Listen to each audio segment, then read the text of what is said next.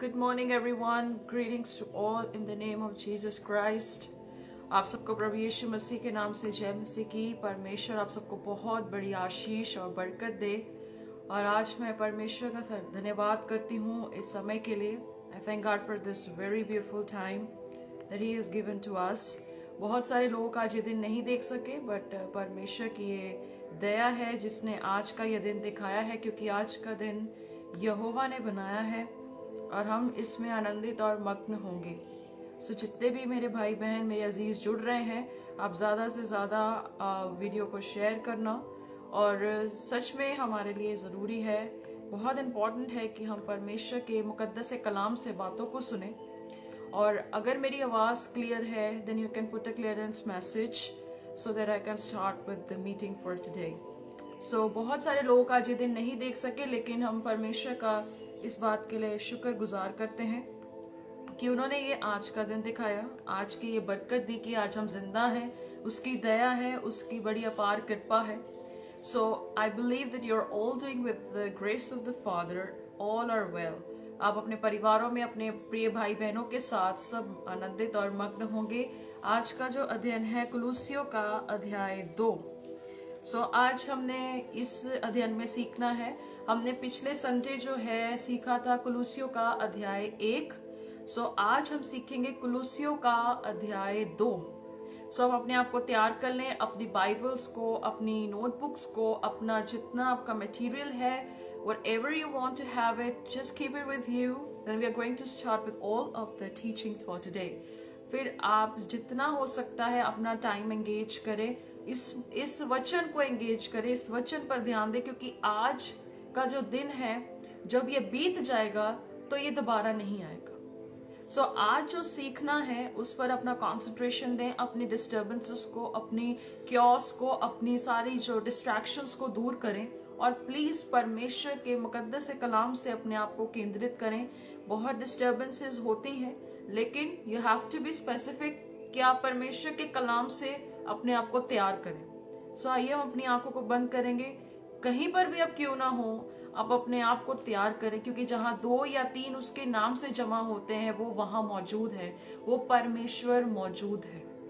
Hallelujah. सो वो खुदावन मौजूद है। आइए हम अपनी आंखों को बंद करेंगे, कुछ समय हम परमेश्वर का धन्यवाद करेंगे कि प्रभु ने आज का ये दिन दिखाया है, क्योंकि सच में बहुत से लोग आज ये दिन नहीं देख सके। बहुत से लोगों का जीवन आज जो है परमेश्वर की जो दया जो हम पर हुई है, हम प्रभु का धन्यवाद करें, क्योंकि बहुत से लोग आज उठ नहीं पाए। बहुत से लोग आज कष्ट दुखों में ही अपने जीवन को खत्म कर चुके। बहुत से लोग जो है जहां से निकले वहां तक ना पहुंच पाए, लेकिन हम परमेश्वर का धन्यवाद करें, खुदावन का धन्यवाद करें कि आज हम जिंदा हैं।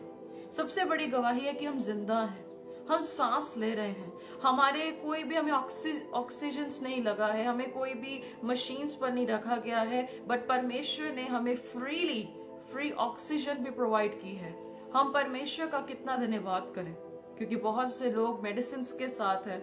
कईयों को मेडिसिन दी जाती हैं और कई लोग मेडिसिन पर अपने जीवन को जी रहे हैं, कई लोग वेंटिलेटर्स पर अपने जीवन को जी रहे हैं। मतलब कोई ना कोई सपोर्ट सिस्टम के साथ वो लाइफ को जी रहे हैं, लेकिन परमेश्वर ने आपको अपने नाम में जो सपोर्ट देता है उसमें आपको जिंदा रखा है। और जब हम परमेश्वर के वचन से जिंदा रहते हैं, सो उससे बड़ी क्या मनोहर बात है। और जिसमें कोई दुख नहीं, जिसमें कोई कष्ट नहीं, जिसमें कोई भी जो रोग नहीं है, हम परमेश्वर का धन्यवाद करें। आइए अपने घरों में, हम अपने परिवारों के साथ, अगर हो सकता है आप देख रहे होंगे, आप अपने लोगों के साथ आप देख रहे होंगे, या आप किसी भी व्यक्ति विशेष के साथ हो, या आप अकेले देख रहे हो, लेकिन परमेश्वर आपको देख रहा है, खुदावंद आपको देख रहा है। सो अपने आप को स्पेसिफिक करे, अपने आप को इतना जागृत रखे कि आज आपका मन ऐसा हो कि परमेश्वर मुझसे आज क्या बात करना चाहता है। आइए हम खुदा का शुक्र करें। हालेलुया। धन्यवाद धन्यवाद धन्यवाद परमेश्वर। स्वर्गीय पिता आपका धन्यवाद। अब्दी खुदावंद आपका धन्यवाद। और परमेश्वर पिता परमेश्वर हम आपको धन्यवाद देते हैं, आपके नाम की जय जयकार करते हैं, आपके नाम की सिताइश करते हैं मेरे खुदावंद। सच में आपका नाम महान है, जोरावर बख्तावर नाम है, जो सब नामों से उत्तम है मेरे परमेश्वर पिता। हम धन्यवाद देते हैं, जय जयकार के साथ हम आपकी हजूरी में आते हैं खुदावंद। और प्रभु हम सच में आपको तहे दिल से शुक्रिया अदा करते हैं कि खुदा आप अपने वादों के सच्चे परमेश्वर हैं, आप अपने नाम से बढ़कर अपने परमेश्वर वचन को अहमियत देते हैं मेरे खुदावंद। प्रभु यीशु हम आपको तहे दिल से शुक्रिया अदा करते हैं खुदावंद, तहे दिल से हम आपका नाम ऊंचा करते हैं। Hallelujah, thank you Jesus. धन्यवाद धन्यवाद धन्यवाद राजा परमेश्वर पिता। हम अपने आप को, अपने परिवारों को प्रभु, हमारे हर एक भाई बहन को परमेश्वर, हर एक सुनने वाले को परमेश्वर, हर एक उस व्यक्ति को परमेश्वर आपके हाथों में सौंपते हैं परमेश्वर। प्रभु जी आपका धन्यवाद देते हैं कि आपने हर एक को संभाले रखा परमेश्वर, अपनी करुणा में, अपनी दया में हम सबको रखा मेरे पिता परमेश्वर। Thank you Jesus. धन्यवाद हो परमेश्वर, धन्यवाद हो राजा। Hallelujah, thank you Lord. आइए हम प्रार्थना करेंगे और आज की जो टीचिंग है उसे स्टार्ट करेंगे। सर्वशक्तिमान परमेश्वर प्रभु यीशु मसीह के नाम से हम आपकी हजूरी में आते हैं प्रभु। धन्यवाद देते हैं कि परमेश्वर आपने हमें आज जिंदा रखा, आपकी दया हमारे लिए काफी है मेरे परमेश्वर।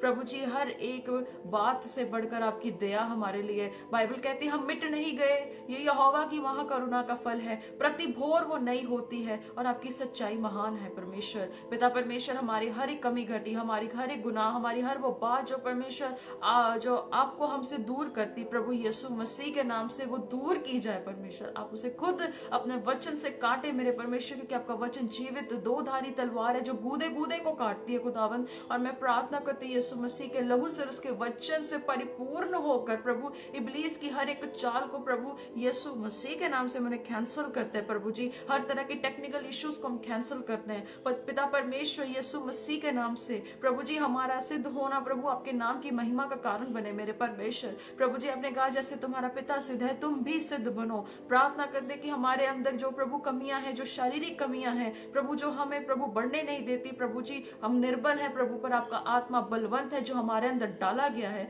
और यीशु मसीह के नाम से हम प्रार्थना करते कि वही होली स्पिरिट जो हमारा कंफर्टर है हमें अपलिफ्ट करे। और परमेश्वर हम प्रार्थना करते हैं कि हम ओवरकमर्स बने प्रभु। हम प्रार्थना करते हैं पिता परमेश्वर आपके लहू से और आपके वचन से हम विजय को लेते हैं परमेश्वर। एक आत्मिकता में हमें सिद्ध होने के लिए, गंभीर होने के लिए आप हमारी सहायता करें, आप हमारे लिए कार्य करें मेरे खुदावन। मैं प्रार्थना करती हूँ यीशु मसीह के नाम से खुदा बाप, आप अपने नाम के लिए परमेश्वर हमें पवित्र करें प्रभु जी, कि हमारा अलग दिखना, हमारा अलग होना परमेश्वर इस दुनिया की बातों से अलग होकर प्रभु आपके नाम की महिमा का कारण बने मेरे प्रभु जी। आपका वचन कहता है कि ना तो बल से ना शक्ति से पर मेरी आत्मा के द्वारा हो सकता है प्रभु जी। शुरू से लेकर अंत तक पिता परमेश्वर हम सब बातों को आपके पाक हाथों में सौंपते हैं। और प्रभु जी आज का वचन बहुत से लोगों के दिलों को बदले, बहुत से मनों को तैयार करे, बहुत सी रूहों को जो प्यासी है खुदावंद आपके वचन के जल से पिए और खुदावंद वो सच में प्रभु जी तृप्त हो और प्रभु जी हमेशा के लिए उनकी प्यास बुझने पाए परमेश्वर। मैं प्रार्थना करती हूँ जो खुदा की खोज में है खुदावंद आज होने दीजिए कि आपकी खोज में वो सच्चा मसीहा मिलने के लिए परमेश्वर सहायता करे खुदावंद, क्योंकि बाइबल कहती है मेरे द्वारा कोई भी पिता तक नहीं पहुंच सकता प्रभु जी, और पिता जब चाहता है तब वो होने देता है कि वो आपकी ओर आए परमेश्वर। होने दीजिए कि सच में बहुत से लोग आपकी ओर मुड़े मेरे खुदावंद। ये कुलुस्सियों का अध्याय 2 प्रभु आपके नाम की महिमा का कारण बने, शुरू से लेकर अंत तक आपके नियंत्रण में सब बातें देते प्रभु जी, आपकी इच्छा हमारे लिए पूरी हो सके। और खुदावंद हम प्रार्थना करते हैं हर एक को आपके पाक हाथों में सौंपते हैं, आदर महिमा सम्मान आपको देते हुए इन सारी दुआओं को प्रभु यीशु मसीह के नाम से मांगते हैं। आमीन आमीन आमीन। हालेलुया। प्रभु यीशु के नाम से आप सबको जय मसीह की। प्रभु आप सबको बहुत बड़ी आशीष और बरकत दे, और सच में प्रभु की दया हमारे लिए बहुत बड़ी है, बहुत अबदी है। और प्लीज ज्यादा से ज्यादा इसे पहुंचाए, ज्यादा से ज्यादा लोगों तक इस कलाम को लेकर जाए, ज्यादा से ज्यादा लोगों तक इस बात को फैलाएं, क्योंकि हमारे लिए बहुत जरूरी है कि हम सच्चे वचन को, मसीह के वचन को आगे तक लेके जाएं, क्योंकि बाइबल कहती है कि हमारा विश्वास बढ़ता है सुनने से, और सुनना क्या है? मसीह का वचन, प्रभु यीशु मसीह का वचन। सो अपनी बाइबल्स, अपनी नोटबुक्स अपने साथ रखें, और आज हम स्टार्ट करने जा रहे हैं कुलुस्सियों का अध्याय 2। बहुत अच्छा चैप्टर है, काफी बातें सीखने को मिली है, और आपको भी परमेश्वर इन बातों से जरूर आशीष और बरकत देगा। सो आइए अध्याय 1 जो है दूसरा अध्याय उसकी पहली वर्ष से हम स्टार्ट करने जा रहे हैं। पहली आयत है, मैं चाहता हूं कि तुम जान लो कि तुम्हारे और उनके लिए जो लौदीकिया में है और उन सब के लिए जिन्होंने मेरे शारीरिक मुंह नहीं देखा, मैं कैसा परिश्रम करता हूं, ताकि उनके मनों में शांति हो और वे प्रेम से आपस में गठे रहें और वे पूरी समझ का सारा धन प्राप्त करें और परमेश्वर पिता के भेद को अर्थात मसीह को पहचान लें, जिनमें बुद्धि और ज्ञान के सारे भंडार छिपे हुए हैं। ये मैं इसलिए कहता हूँ कि कोई मनुष्य तुम्हें लुभाने वाली बातों से धोखा ना दे। यद्यपि मैं शरीर के भाव से तुमसे दूर हूँ, तो भी आत्मिक भाव से तुम्हारे निकट हूँ और तुम्हारे व्यवस्थित जीवन को और तुम्हारे विश्वास की जो मसीह में है दृढ़ता देखकर प्रसन्न होता हूँ। यहाँ पर कुलूसियों का अध्याय पहले हमने स्टार्ट किया है, कुलूसियों का 1 अध्याय, जहाँ पे हमने सीखा था कि इप्रास जो वहां का लीडर है, इप्रास ने वहां के कुलूसे के लोगों को परमेश्वर के कलाम से बातों को सिखाया और पौलुस उनको जो है पत्रियां लिख रहा था, पौलुस उन्हें जो है लिख रहा था और उसने काफी कुछ थोड़ी बहुत चीजें सुनी थी कि कुलूसे की कलीसिया में झूठे शिक्षक घुस रहे हैं, झूठे लोग घुस रहे हैं और वो जो सुसमाचार से बाहर की बातें जो हैं वो उन्हें सिखाने में लगे हुए थे और पौलुस उन्हें वार्निंग देता है। और आज हम यही सीखने जा रहे हैं कि परमेश्वर जो दास पौलुस के द्वारा जो वार्निंग जो उसने दी किसे, कुलुस्से की कलीसिया को, कि कुलुस्से की जो कलीसिया है वो परमेश्वर के वचन को बड़ी हियाव से, बड़ी दृढ़ता से और हिम्मत के साथ जो है एक्सेप्ट करे, उसे ग्रहण करे और हर एक बात को परखे, हर एक चीज को वो परख कर परमेश्वर के कलाम को एक्सेप्ट करे। क्योंकि अक्सर हम जानते हैं कि बहुत सारे लोग एक चीज में चूक करते हैं, वो है परख, टेस्ट करना। अगर मैं किसी भी चीज को टेस्ट करूंगी देन आई कैन नो कि उसकी क्या क्वालिटी है, क्या उसके अंदर कमियां हैं, कैसे हम उसे जो है एक पूरी पूर्णताई के साथ जो है मसीह में भी हमें इसी रीति से हर एक जन को जिसे भी हम सुनते हैं, हमारे लिए सबसे बड़ी चीज है टेस्ट करना, परखना और परख कर हमें मसीह यीशु की सिद्धता में उसे परिपूर्ण रीति से हमें अपने अंदर ग्रहण करना। क्योंकि ये सवाल एक शरीर का नहीं है, ये सवाल एक जीवन का है, ये एक आत्मा का है और एक आत्मा को परमेश्वर के साथ मेल करवाना ये सबसे बड़ी जिम्मेदारी जो प्रभु यीशु मसीह ने भी हम इस धरती पर आकर अपने शरीर को बलिदान कर कर, जब हम आगे अध्ययन को देखेंगे तो हमें सारी बातें एक परत की तरह क्लियर होती जाएंगी कि प्रभु यीशु मसीह ने भी खुद एक बिचवई बनकर हमारे और आपके खुद जो पापों के लिए नजात, और जैसे उर्दू में नजात दहिंदा कहते हैं जिसे, वो बनकर हमारे लिए आया और उसने अपने आप को हमारे लिए कुर्बान किया। जब हम ऐसे सुसमाचार को सुनते हैं और इसी सुसमाचार के उलट बातें कुलुस्से की कलीसिया में पाई जा रही थी, और आज हम देखेंगे कि वो वार्निंग जो पौलुस आज कुलुस्से की कलीसिया को ही नहीं पर हमें और आप जैसे पढ़ने वालों को भी एक वार्निंग दे रहा है कि हमारे लिए कितना ज्यादा जरूरी है कि प्रभु यीशु मसीह की बातों को हम सिर्फ सुनने में ना रहे पर उससे ध्यान से जो है अपने जीवन में लगाएं, उसका मनन करें और हर एक बात को परखें। Praise the Lord. क्योंकि परमेश्वर का वचन दाऊद कहता है, भजन संहिता 119 में लिखता है कि परमेश्वर तेरे नियम धर्ममय है और जो क्या है भट्टियों से ताया गया वो वचन है, और जो उसे मानता है वो कभी ठोकर नहीं खाता और उसे बड़ी शांति पहुंचती है। सो अजीजों, आज हम देखते हैं यहाँ दूसरे अध्याय में पहले में वो कह रहा है, कहता है मैंने तुम्हें शारीरिक तौर से तो नहीं देखा है, मैंने तुम्हें शरीर में तो नहीं देखा है, कहता लेकिन तुम इन बातों की चर्चा सुनते तो हो कि मैं कैसी मेहनत करता हूँ प्रभु यीशु मसीह में, मैं कैसा परिश्रम करता हूँ, मैं कैसी मेहनत मसीह में करता हूँ। पहले अध्याय में लिखा है, कहता जो उन सब के लिए जिन्होंने मेरा शारीरिक मुंह नहीं देखा, मैं कैसे परिश्रम करता हूँ, ताकि उनके मनों में शांति हो और वे प्रेम में आपस में गठे रहे। यहाँ पे पौलुस एकाग्रता की बात करता है, कहता तुमने तो मुझे शायद नहीं देखा होगा पर तुमने मेरे बारे में सुना जरूर होगा, क्योंकि आप जानते हैं कि पौलुस की चर्चा वहां पे इतने टाइम में फैली, इतना प्रचलित था वो परमेश्वर का जन कि खुदा के कामों को करने में उसका सबसे बड़ा हाथ था। और पौलुस को जो परमेश्वर का कलाम कहता है, जब उसका चुनाव किया गया तो बाइबल कहती है पौलुस को कहा गया था कि तू मेरा चुना हुआ पात्र है, और कहता तुझे बहुत दुख उठाना पड़ेगा, तुझे सताव से गुजरना पड़ेगा। और आप जानते हैं कि प्रेरितों की पुस्तक में जब जैसे जैसे पौलुस को बहुत से सताव, दुख, कष्टों से गुजरना पड़ा, प्रभु यीशु मसीह ने उसे दर्शन देकर कहा, कहता तू मत डर, तू ऐसे ही काम करता जा, ऐसे ही हिम्मत से काम करता जा। और जब ऐसी चर्चा लोगों ने सुनी तो तभी वो कहता तुम्हें ये सुनने में आया होगा कि मैं कैसे मेहनत करता हूँ। कहता तुम्हारे मनों में शांति हो। क्या वो मनों में शांति हो? क्योंकि प्रभु यीशु मसीह में जो हम मेहनत करते हैं वो कभी व्यर्थ नहीं जाती है। यूहन्ना 14:27 में कहता है कि मैं वो शांति देता हूँ जो तुम्हें संसार नहीं दे सकता। तुम्हारे मनों में शांति हो। यूहन्ना 14:1 में लिखा तुम्हारा मन व्याकुल मत हो। आप जानते हैं कि जब प्रभु यीशु मसीह लहरों पर चलकर आ रहे थे, जब उस तूफान में किश्ती भी आई थी, बहुत बार यीशु मसीह ने अपने चेलों को भी कहा मत डरो, मैं हूं, ढाढ़स बांधो। कहता डरने की जरूरत नहीं है। कहता तुम्हारे मनों में शांति हो और प्रेम से आपस में गठे रहो, बने रहो, सिद्ध होते रहो। सो अजीजों, इसीलिए आपको, मुझे, हर एक वो जन जो प्रभु यीशु मसीह को जानता है, हमारे लिए सबसे पहली बात है प्रेम में गठे रहना।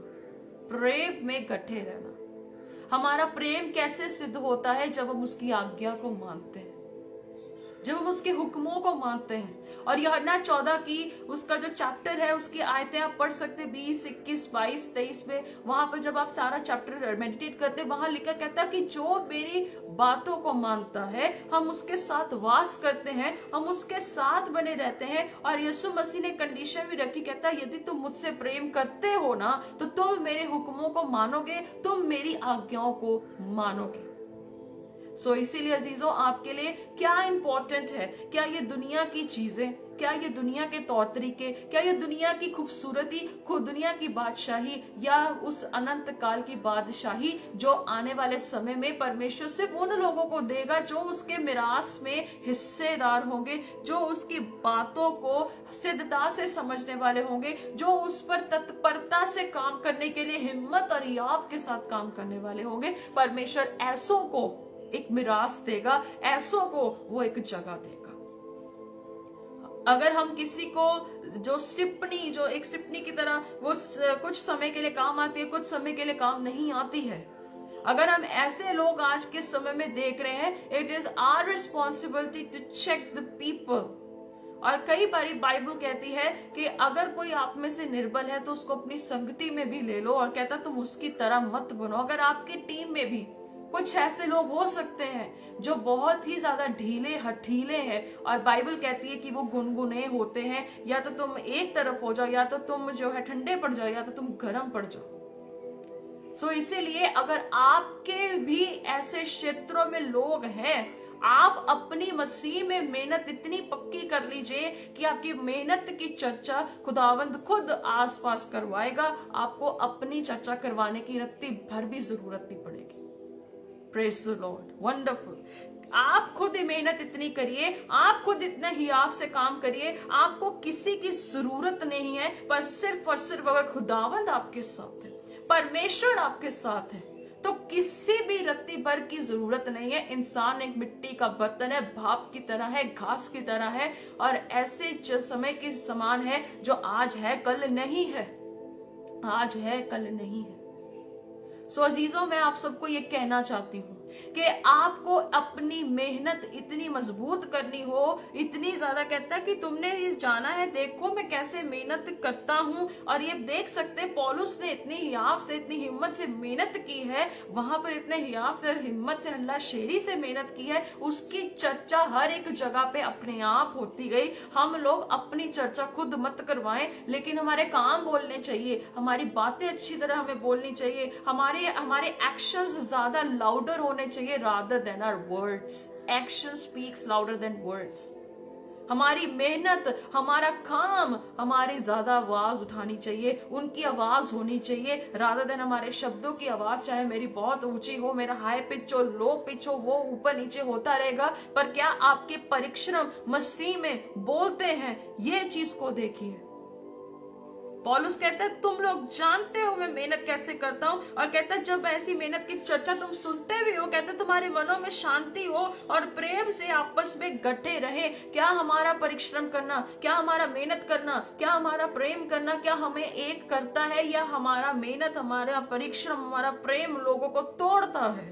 अगर ये चीजें तोड़ती हैं तो खुदावंद के कलाम से हम बहुत दूर हैं, और हमारा मन भी परमेश्वर से बहुत दूर है, और हमारी गिनती उन बकरियों में आ जाएगी जिसको न्याय के दिन में अलग किया जाएगा, और जो वो मेमने होते हैं उनको अलग किया जाएगा।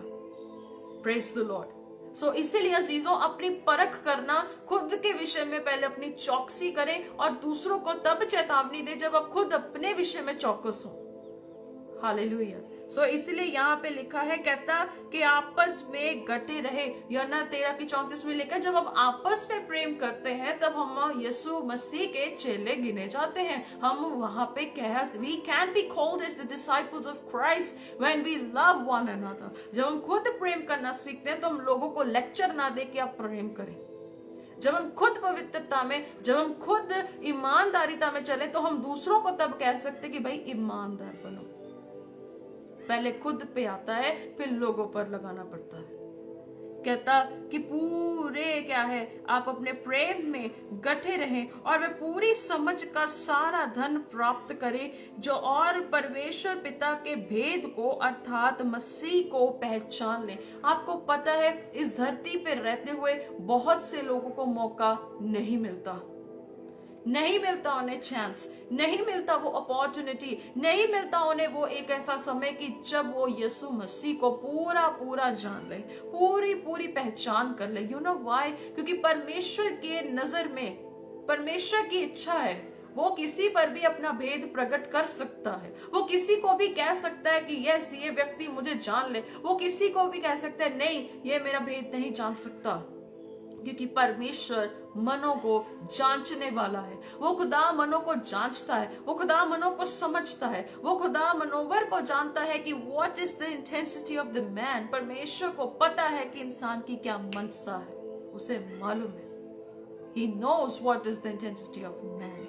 कहता पूरी समझ के साथ सारा धन प्राप्त कर ले, पूरा धन प्राप्त करो, पूरी समझ रखो, सहनशीलता रखो। कहता स्क्रिप्चर इस बात को सपोर्ट करता है कि हमें पिता को जानने की बहुत ज्यादा जरूरत है। हाल ही के दिनों में जब जो मेरे मदर है जहाँ पे पहले काम करते थे, वहां का जो ओनर है, जो लॉन्ड्री का ओनर था, ही गॉट एक्सपायर्ड, उनकी डेथ हो गई। he died on February 18। जब हमें पता लगा आई वाज शॉक्ड कि भाई उस व्यक्ति को मौका तक नहीं मिला कि वो यीशु का अंगीकार कर सके। क्योंकि उसने मसीह को ठट्ठों में उड़ाया। बाइबल कहती धोखा ना खाओ, परमेश्वर ठट्ठों में नहीं उड़ाया जाता। और आज वही लोग ठट्ठों में उड़ाते हैं मसीह को। और जब मसीह जब बख्तावर है, जिसने कहा जो इब्रानियों 10:31 में कि उसके हाथ में पड़ना एक भयंकर बात है। जब हम परमेश्वर को ठट्ठों में उड़ाते हैं तो एक बहुत बड़ा भयंकर जो बात हमारे जीवन में गढ़ने वाली होगी, ये बात याद रखें। और उस व्यक्ति को मौका भी नहीं मिला कि वो यीशु मसीह को जान ले। तो अगर आज आप मुझे सुन रहे हैं, अगर आज आप इस बात को सुन रहे हैं, आप इस वीडियो को सुन रहे हैं या खुदा के कलाम को सुन रहे हैं, आप सबको तो नमस्तक करना चाहिए, परमेश्वर को धन्यवाद करना चाहिए कि प्रभु यीशु तेरा धन्यवाद हो कि तूने मुझे जिंदा रखा, तूने मुझे ऐसी बात मुझ पे प्रकट की जो दुनिया के लोगों की आंखों के सामने होते हुए भी वो अंधे हैं और उनके कानों में पड़ते हुए भी वो बहरे हैं, उन्हें सुनता भी नहीं है। उन्हें ऊंचा सुनने की आदत हो चुकी है, उन्हें ऊंचा सुनने की आदत हो चुकी है। क्यों आप मसीह यीशु में होने के बावजूद भी हर एक चीज को हल्के में तोलते हैं? हर एक चीज को आप हल्के में क्यों लेते हैं? क्यों हर एक बात को आप हवा की लहर की, हवा की बहाव की तरह ऐसे ही उड़ने देते हैं? क्या आपको पता है कि जो आपके पास है वो हर एक के पास नहीं है? हर एक के पास यीशु मसीह नहीं है, हर एक के पास खुदा का कलाम नहीं है। आप यूक्रेन के हालात को देख सकते हैं, वहां पे बाइबल्स तक नहीं है, वहां पे लोग तड़पते हैं खुदा के कलाम के लिए। आप आज आजाद हैं, आप उसकी नेमत में हैं, आप उसकी दया में हैं। You should thank God for this. परमेश्वर का धन्यवाद करें, खुदा बाप का धन्यवाद करें। कहता है पूरी समझ का सारा धन प्राप्त करें। आइए कलाम से देखेंगे पहला तिमोथियुस उसकी 2 बाब और उसकी 3 से 4 नंबर आयत। First Timothy chapter 2 verse 3 to 4। पहला तिमोथियुस उसकी 2 बाब और उसकी 3 से 4 नंबर आयत। यहां लिखा है, ये हमारे उद्धारकर्ता परमेश्वर को अच्छा लगता और भाता भी है। यहाँ पर हमने जो अभी आयत पढ़ी है, उस आयत में लिखा गया है, कहता कि तू जो है पूरी समझ का सारा धन प्राप्त करे और परमेश्वर पिता के भेद को अर्थात मसीह को पहचान ले। यहाँ पर लिखा है ये हमारे उद्धारकर्ता परमेश्वर को अच्छा लगता और भाता भी है। वो कौन सी ऐसी चीज है जो परमेश्वर को बहुत भावती है, जो उसे बहुत पसंद है, जो उसको मनोहर लगता है? उसे दुनिया की तौर तरीके पसंद नहीं है, उसे परमेश्वर पिता को आपके बलिदान, आपके दान, आपकी ऑफरिंग्स, आपका इन चीजों से कहीं 1000 गुना बढ़कर उसे एक चीज पसंद है। क्या पसंद है? लिखता है, और ये हमारे उद्धारकर्ता परमेश्वर को अच्छा लगता और भाता भी है, जो ये चाहता है कि सब मनुष्य का उद्धार हो और वे सत्य को भली भांति पहचान लें। वो सच को जान ले, समय पर जान ले, भली भांति जान ले और खुदावंद के उस कलाम की गहरी गूढ़ी बातों को जान ले। क्योंकि बहुत से लोगों को ये नहीं पता है कि मैं कौन हूँ, उन्हें नहीं पता मैं कहाँ से आया हूँ, किसी को ये नहीं पता मैं इस धरती पर क्यों हूँ, और उन्हें ये भी तक नहीं पता कि इस धरती के रुखसत होने के बाद वो कहाँ जाएंगे। परमेश्वर कहता है ऐसों को, कहता कि परमेश्वर को यह भाता है कि तुम इस बातों को समझ लो और सच को जान लो। परमेश्वर की यही इच्छा है। कहता कि हमारे उद्धारकर्ता परमेश्वर को भावता है। इट इज, इंग्लिश में बहुत अच्छा लिखा है, for such praying is good and right. कहता ये सच है, ये राइट है ऐसा प्रार्थना करना, and it is pleasing and acceptable to God our saviour. उसे भावता है। यहाँ पे लिखा है गॉड आवर सेवियर, वो हमारा बचाने वाला परमेश्वर है। Who wishes all men to be saved and to perceive and recognize। कहता कि वो चाहता है सारी मानव जाति बच जाए, and to be saved, to perceive and recognize, समझे, जान ले, and discern and know precisely correctly the divine truth, परखे सभी चीजों को। ये है पहला तिमोथियुस उसकी 2 बाब और उसकी 3 से 4 नंबर आए। जो लेट जुड़े हैं आप वहां पे वर्स को लिख सकते हैं। कहता कि 4 चीजें बहुत अच्छी लिखी हैं, परसीव, रिकॉग्नाइज, डिसर्न, नो। मैं दोबारा बताती हूँ, समझना, जानना, परखना और करेक्ट करना, सुधारना, ये 4 चीजें हैं। मैं दोबारा बोलती हूँ, लिखा है समझना, परखना, जानना, सुधारना। ये परमेश्वर का कलाम चारों चीजें पूरा पुख्ता करता है। और परमेश्वर यही चाहता है कि हर एक इंसान अपने आप को जांचे, हर एक इंसान अपने आप को सुधारे, हर एक इंसान अपने आप को जो है अपने विषय में चौकसी करे, और हर एक इंसान अपने विषय में ये समझ ले कि वो क्या है, वो क्यों है, वो किस लिए है और उसका क्या अस्तित्व है। कहता ये चाहता है सब मनुष्य का उद्धार हो, सब मनुष्य का उद्धार हो। और वो उद्धार के साथ साथ क्या करता है, यूहन्ना 17 की 17 आयत में लिखा है, सत्य के द्वारा उन्हें पवित्र कर, तेरा वचन सत्य है। Sanctify them, कहता कि उन्हें पवित्र कर, कहता सत्य के द्वारा। सत्य क्या बार, यहाँ पे क्या लिखा है, सत्य की बात। यहाँ पे लिखा है सत्य की भली भांति पहचान ले। सच कौन है? यूहन्ना 14 की 6 में लिखा है, मार्ग, सत्य और जीवन मैं ही हूं। और वो सच कौन है? प्रभु यीशु मसीह। Hallelujah, wow. Praise God. कहता सत्य के द्वारा उन्हें पवित्र कर, क्योंकि तेरा वचन सत्य है। तेरा वचन सत्य है और वचन ही परमेश्वर है। वचन परमेश्वर के साथ था और वचन देहधारी होकर हमारे बीच में जिसने डेरा किया, और कहता उसी वचन से उन्हें साफ कर। आपको पता है कि जब आप रोज अध्ययन करते हैं, रोज बाइबल पढ़ते हैं, रोज प्रभु के साथ बैठते हैं, आपका शरीर कहता अगर तुम पापी हो, तुम बार बार गुनाह करते हो, तुम बार बार गिर जाते हो, तुम बार बार परीक्षा में फेल होते हो, आपको अपनी शरीर की क्रियाओं से बढ़कर क्या करना है कि प्रभु यीशु मसीह के साथ आपको बैठना है। शरीर आपका अलाउ चाहे ना भी करे, चाहे आपको आपकी जो फीलिंग्स है वो कुछ और कहती हो, वो कुछ और आपको मैसेज कन्वे करती हो, बट बाइबल कहता सत्य के द्वारा उन्हें पवित्र कर, क्योंकि तेरा वचन सत्य है। अब प्रभु यीशु मसीह का वचन आपको साफ करेगा, प्रभु यीशु मसीह का वचन आपको शुद्ध करेगा। कहता है मेरे वचन के कारण तुम शुद्ध हो, तुम शुद्ध हो। हालेलुया।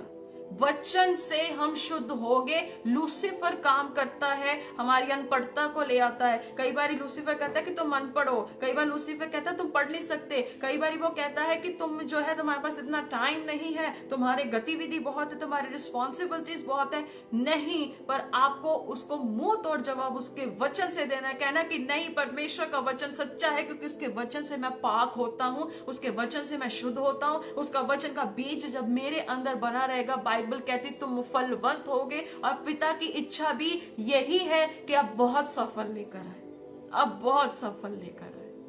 और जब वो वचन का बीज हमारे अंदर होगा, बाइबल कहती तुम गुनाह तो कर ही नहीं सकते, तुम पाप नहीं कर सकते, क्योंकि बाइबल कहती कि तुम्हारे अंदर परमेश्वर का बीज है। उसका मतलब क्या है कि आपके अंदर खुदा बाप का वचन है, जिंदा जोरावर बख्तावर वचन, जो नजात दहिंदा इस धरती पर आपके और मेरे कंधों पर छोड़ के गया है, वो वचन हमारे पास है। हालेलुया। और जो इन वचनों को तुच्छ जानता है ना, वो उसका इतना अच्छा आंसर बाइबल में दिया है, मैं आगे उसे डिस्क्लोज करूंगी, प्लीज आप उसे जरूर सुनिएगा। इंग्लिश में लिखा है sanctify them, purify, consecrate, separate them for yourself, make them holy। कहता परमेश्वर अपने लिए तू उन्हें अलग कर, अपने लिए तू उन्हें शुद्ध कर, अपने लिए कहता तू उन्हें अपने नाम के लिए तैयार कर। भजन संहिता 119 की 143, Psalms 119 वर्स 173 देखेंगे कि वहां पर भी क्या लिखा है। Psalms 119 वर्स 173, तेरा हाथ मेरी सहायता करने को तैयार रहता है, क्योंकि मैंने तेरे उपदेशों को अपनाया है। कहता कि तेरा हाथ मेरी मदद के लिए हमेशा खड़ा रहता है, तैयार रहता है। क्यों रहता है? क्योंकि मैंने तेरे उपदेशों को अपनाया है। अब आप जानते होंगे बहुत से लोग बहुत वेंटिलेटर्स पे हैं, बीमारियों पे हैं, मेडिसिन पर हैं, कई लोग जो है एक्सीडेंट में खत्म हो चुके हैं, बहुत सी चीजें होती हैं क्योंकि उन्होंने परमेश्वर के वचन को अपनाया नहीं है। और जब उन्होंने परमेश्वर का वचन अपनाया ही नहीं है, तो फिर कैसे परमेश्वर अपना हाथ उनकी सहायता के लिए बढ़ाए? जब उन्होंने खुदावत के वचन को ठुकरा दिया है, तो वो कैसे परमेश्वर उन्हें बचाएगा? कई लोग कहते हैं कि परमेश्वर ने ऐसा क्यों होने दिया, परमेश्वर ने ऐसी उम्र में उसे क्यों रुखसत कर दिया। बाइबल कहती है जब तक तू मेरे उपदेश को नहीं मानता, मैं तेरे अपना हाथ तेरी सहायता के लिए नहीं बढ़ा सकता। क्योंकि बाइबल कहती कि उसका हाथ धर्ममय है और उसके धर्म में दाहिने हाथ से हम संभाले जाते। क्या आपको इसकी कदर है? जब मुकद्दस कलाम सिर्फ यीशु मसीह को अपना सिक्योरिटी गार्ड या प्रोटेक्टर जेड सिक्योरिटी के लिए यूज मत करे कि जब कलाम आपके हाथ में आता है, जब कलाम आपके हाथ में है तो प्रभु आपको हर एक चीज से बचा लेगा। नहीं मेरे भाई मेरी बहन, जैसे एक बच्चा अपने माँ बाप को निस्वार्थ प्रेम करके जो क्या है अपने रिश्ते को मजबूत करता है, क्या आज आप खुदावंत के साथ ऐसे निस्वार्थ प्रेम कर आप अपने मसीह के रिश्ते को मजबूत कर रहे हैं? कहता तेरा हाथ मेरी सहायता करने को तैयार रहता है, क्योंकि मैंने तेरे उपदेश को माना है, मैंने अपनाया है। जब आपने खुदावन की एक्सेप्टेंस की है ना, जब यीशु मसीह को आपने माना है ना, तो सच में वो हर वक्त आपके लिए खड़ा होगा, हर वक्त आपकी सहायता के लिए खड़ा होगा। उसे एक बार चख कर तो देखो, उसके साथ जीवन बिताकर तो देखो, कैसा वो आपके लिए शहद से मीठा निकलेगा ना, आपको पता भी नहीं। आपके दुख, आपके कष्ट, आपके आंसू परमेश्वर एक दिन पहुंचेगा। यशाया 25:8 में लिखा है, एक दिन ऐसा आएगा कि खुदावंद आपकी आंखों से जो रोते हैं हम लोग, उस हमेशा हमेशा के लिए वह आंसुओं को मिटा देगा। ऐसे खुदा के साथ आप चलते हैं मेरे भाई मेरी बहन, ऐसे खुदा के साथ आप चलते हैं। रोमियो 11 की 33 से 35 बहुत अच्छा वचन है वो भी। Romans chapter 11 verse 33 to 35। आहा, परमेश्वर का धन और बुद्धि और ज्ञान क्या ही गंभीर है, उसके विचार कैसे अथाह और उसके मार्ग कैसे अगम है। जी, ये वही बात है जो कुलूसियों का अध्याय हम उसकी 2 की जो है चैप्टर में हमने अभी जो पढ़े हैं कि पूरी समझ के लिए जो है बातें जो 2 और 3 आयत में लिखा है, जिसमें बुद्धि और ज्ञान के सारे भंडार, कुलूसियों 2:3 में लिखा है कि परमेश्वर के भंडार जो है परिपूर्ण है, ज्ञान से भरा है, बुद्धि से भरा है। कहता आहा, परमेश्वर का धन और बुद्धि और ज्ञान क्या ही गंभीर है। कहता उसके विचार कैसे अथाह और उसके मार्ग कैसे अगम है। 34 आयत देखिए, प्रभु की बुद्धि को किसने जाना या उसका मंत्री कौन हुआ। मैंने वही बोला कि कौन परमेश्वर के सामने मिनिस्टर है, कौन खुदा का मिनिस्टर है, जब उसकी बुद्धि इतनी अगम है। क्योंकि बाइबल कहती है, जो प्रोवर्ब्स चैप्टर 16 की 1 में लिखा है कि मन जो है, मनुष्य का मन उसके वश में रहता है, लेकिन उसका बोलना, उसका काम करना यहोवा से होता है। तभी लिखा है कि उसकी बुद्धि क्या ही अगम है। 35 आयत, या किसने पहले उसे कुछ दिया है जिसका बदला उसे दिया जाए। आपने परमेश्वर को आज क्या दिया, आपने क्या बातें रखी हैं। कहता कुछ भी नहीं। 36 आयत देखिए, क्योंकि उसी की ओर से 36 उसी की ओर से, उसी के द्वारा, उसी के लिए सब कुछ है। सब कुछ उसका है, सब कुछ उसी के द्वारा है, सब कुछ उसकी महिमा के लिए है, सब कुछ उसके नाम की सताइश के लिए है। तो अजीजों, हमारे लिए कितना ज्यादा जरूरी है कि हम परमेश्वर की इन बातों को जो आपके हाथ में, मेरे हाथ में, कहता ये बहुत गंभीर है, बहुत गंभीर है। कहता उसका धन, परमेश्वर का धन क्या है, उसका बुद्धि, उसके विचार कहते हैं कितने गंभीर है और कितने अथाह है। कहता वो कैसा अगम है, वो इतना गंभीर परमेश्वर है। आप सोचते होंगे कि परमेश्वर मेरे बारे में सोचता नहीं है, परमेश्वर को मेरी चिंता नहीं है। मेरे भाई मेरी बहन, इस वचन को ध्यान से पढ़िए, क्या लिखा है। कहता उसकी बुद्धि और उसका ज्ञान कितना गंभीर है। He is so serious God, वो इतना सीरियस है ना, जो उसके साथ सीरियस है खुदावंद उसके साथ सीरियस होता है, और जो खुदा के साथ नम्रता से चलता है परमेश्वर उसके साथ नम्रता से चलता है, और जो उसके सामने जीरो करता है खुदावंद उसके साथ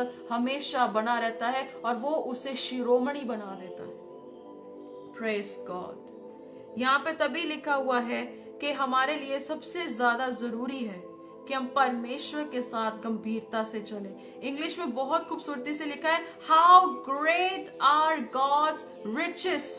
परमेश्वर का जो धन है कितना असीम है। यहाँ पर लिखा हुआ है, how deep are his wisdom and knowledge, who can explain his decisions. कौन ऐसा आज बंदा है जो खुदा के डिसीजंस को एक्सप्लेन कर सकता है। बहुत सारे लोग कहते हैं ना, परमेश्वर ने मुझे ये बताया आपके बारे में, परमेश्वर ने मुझे आपके बारे में ऐसा बताया है, आपको ऐसे गाइड किया, ऐसे गाइड किया। मेरे भाई, अरे भाई, बाइबल कहती कौन ऐसा व्यक्ति है जो उसके फैसलों को डिसाइड कर सकते हैं। कई लोग कहते हैं ना कि परमेश्वर ने मुझे पहले बताया है कि ये भविष्यवाणी, कि ये चीज होने वाली है, ये लड़ाई लगने वाली है, कोविड आने वाला था, परमेश्वर ने पहले बताया है। बाइबल कहती कौन ऐसा व्यक्ति है जो उसके डिसीजन को परख सके।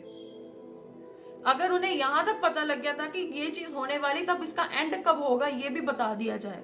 कोई नहीं बता सकता, क्योंकि बाइबल कहती है who can explain his decisions। कौन ऐसा व्यक्ति है जो उसके फैसलों का एक्सप्लेनेशन दे सके, कौन मंत्री ऐसा जो ऐसी एक्सप्लेनेशन दे सके। तो बाइबल कहती है गंभीरता से चलो। Who can understand his ways, कौन समझ सकता है परमेश्वर की राहों को। Wow, amazing God. तो इसीलिए लिखा है कि जो प्रभु के जब हम भय में चलते हैं, जो नीति वचन 1:6-7 में लिखा है कि यहोवा का भय मानना बुद्धि का आरंभ है। जब हम खुदा से डरते हैं ना तो हमारी बुद्धि खुल जाती है, और जब हमारी बुद्धि खुल जाती है तो बाइबल कहती है कि परमेश्वर का कलाम कहता है कि मैं तुझे उस रास्ते पर चलने की तेरी हेल्प करूंगा, कि तुझे किस रास्ते पर चलना है, किस मार्ग पर चलना है, किस डायरेक्शन में तुझे जाना है। God says I will tell you. जब तक हम उसके डर में नहीं ना है तब तक हमारी बुद्धि भी बंद है, हमारी आंखें भी बंद है। क्योंकि जो खुदा से डरता नहीं ना है उसे सच में कुछ पता नहीं होता कि उसको अपनी जिंदगी में करना क्या है। जो खुदा से नहीं डरता है उसे लगता है कि कोई बात नहीं, सब कुछ मेरा ही है, कोई बात नहीं, हाँ खाओ पियो और कल मरना ही है, चलो कोई बात नहीं, जिंदगी ऐसे खत्म कर लो। जो खुदा से डरता है ना, खुदा उसके साथ रहता है, खुदा उसे मार्गदर्शन देता है, खुदा उसे कहता है कि जिस रास्ते पे तुझे चलना है मैं तुझे चलाऊंगा। एक बहुत फेमस कोट मैंने आज पढ़ा, वहां पे इंग्लिश में लिखा है, if the enemy can destroy you he will distract you. अगर शैतान आपको खत्म नहीं ना कर सकता, वो आपको बहका सकता है। उसका 100% चांस है कि वो आपको बहका दे। लेकिन अगर आप उसके डर में हैं, अगर आप उसके कलाम में हैं, तो परमेश्वर आपकी मदद करेगा। ना वो आपको डिस्ट्रॉय कर पाएगा, ना वो आपको डिस्ट्रैक्ट कर पाएगा। हालेलुया। ना वो आपको डिस्ट्रॉय कर पाएगा, ना आपको डिस्ट्रैक्ट कर पाएगा। लूका 16:11 में लिखा है, कहता कि जब तुम थोड़े धन में भी वफादार नहीं, जो इस संसार का धन, अगर किसी व्यक्ति को इस संसार का जब धन मिलता है ना, तो कहता है कि परमेश्वर का कलाम कहता है कि अगर तू जो संसार में जो तुझे धन मिलता है, अगर तू उसमें फेथफुल नहीं ना है, तो अगर तुझे परमेश्वर का कलाम का स्वर्गीय जो धन भी मिल जाए ना, तू उसमें भी वफादार नहीं रह सकता। उसमें भी लोग वफादार पता क्यों नहीं रह पाते? क्योंकि जब उनके हाथ में पैसा होता है उसमें वफादार नहीं ना है, तो वो दुनिया का बादशाह जो आपको स्वर्गीय धन देगा, जो उसका खुद का कलाम है, वो उसमें भी कैसे टिक पाएगा? हालेलुया। उसमें भी वो कैसे टिक पाएगा? Praise the Lord. तो आइए हम आगे देखेंगे 4 आयत में, इसीलिए मैं इसलिए कहता हूं कि कोई मनुष्य तुम्हें लुभाने वाली बातों में धोखा ना दे, कहता तुम्हें कोई डिस्ट्रैक्ट ना करने पाए। नीति वचन 16:17 में भी लिखा है, जो बुद्धिमान होता है वो बुराई से दूर रहता है, और जो उसके कलाम पे हमेशा टकटकी लगा के रखता है वो बचाया जाता है, वो बचाया जाता है। Praise God. सो इसीलिए अजीजों, आप सबको बहुत ज्यादा जरूरी है कि हमारे लिए अवेयरनेस रखना, इतना गंभीरता से हमें चलने की जरूरत है। जो 4 आयत कहती है कि कोई तुम्हें लुभावने वाली बातों में धोखा ना दे। रोमियो 16:19 में भी लिखा है, रोमियो 16:18 में 17 में भी लिखा है कि ऐसे लोग जो है पेटू सेवक हैं, जो पेट के लिए सेवा करते हैं। और यीशु मसीह ने हमेशा कहा है, सावधान रहो, इनसे बचकर रहो, और इनके फलों से तुम इनकी पहचान कर सकते हो। आइए हम देखेंगे 5-6 से आगे हम देखेंगे, यद्यपि मैं शरीर के भाव से तुमसे दूर हूं तो भी आत्मिक भाव से तुम्हारे निकट हूं, तुम्हारे व्यवस्थित जीवन को और तुम्हारे विश्वास की जो मसीह में है दृढ़ता देखकर प्रसन्न होता हूं। क्योंकि उस समय में जब वो कुलुस्से की कलीसिया में विश्वास बहुत पक्का था और पौलुस इस बात से बहुत खुश था। आइए देखेंगे 6 से 15 आयत तक हम इसे अब बकअप करेंगे।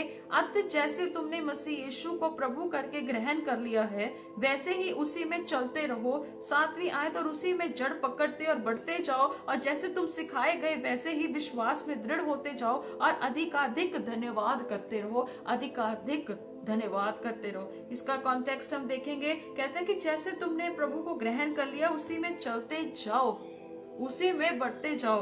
देखेंगे यशाया की पुस्तक उसका 50 बाब और उसकी 4 से 5 नंबर आयत, आइज़ाया चैप्टर 50 वर्स 4 to 5। बहुत अच्छा वर्स है वहां पे भी, कि जब हमने बातों को ग्रहण कर लिया, जब हमने उस कलाम को सुन लिया, तो हमारे लिए उस कलाम को सुनने के बाद एक एटीट्यूड होना चाहिए, एक स्टूडेंट का एटीट्यूड। वहां पे देखेंगे, प्रभु यहोवा ने मुझे सीखने वालों की जीभ दी है कि मैं थके हुओं को अपने वचन के द्वारा संभालना जानूं। सीखने वाली जीभ, कहता खुदा ने मुझे दी कि जो थके टूटे लोग हैं मैं उन्हें वचन बताऊं और मैं उन्हें संभाल सकूं। 5 आगे देखिए, भोर को वह नित्य मुझे जगाता और मेरा कान खोलता है कि मैं शिष्य के समान सुनूं। कहता कि प्रभु मुझे हर रोज उठाता है, हर रोज मुझे जगाता है। अगर आपको वो जगाता है, आपको जिंदा रखता है, तो इसका मतलब उसने आपको ये मौका और एक रहमत दी है कि आप उसके वचन को सुन सके और उसकी बातों को सुन सके। कहता है मैं भोर को वह नित का मतलब है कंटिन्यूअसली, वो आपको उठाता है कि वो आपके कान को भी खोलता है कि जैसे एक टीचर के सामने स्टूडेंट बैठता है, उसको सुनता है, वैसे ही यहोवा पिता परमेश्वर आपको बिठाता है कि आप उसे सुन सके। हालेलुया, वाह। आगे देखिए, प्रभु यहोवा ने मेरा कान खोला है और मैंने विरोध ना किया ना पीछे हटा। कहता यहोवा ने मेरा कान खोला है और कहता मैंने जो है इसका विरोध नहीं किया और ना मैं इसके पीछे हटा। यहाँ पर क्या लिखा है कि जब परमेश्वर आपका कान खोलता है तो आप उसके कलाम को सुनते हैं, और जब आप सुनते हैं तो उसे ग्रहण करते हैं। इसका मतलब बहुत से लोगों के कान अभी खुले नहीं है, बहुत से लोगों की आंखें खुली नहीं है, बहुत से लोगों का मन खुला नहीं है, बहुत से लोग सोते हैं, उठते हैं, बैठते हैं, जागते हैं, लेकिन सच्चाई हर एक को नहीं पता है।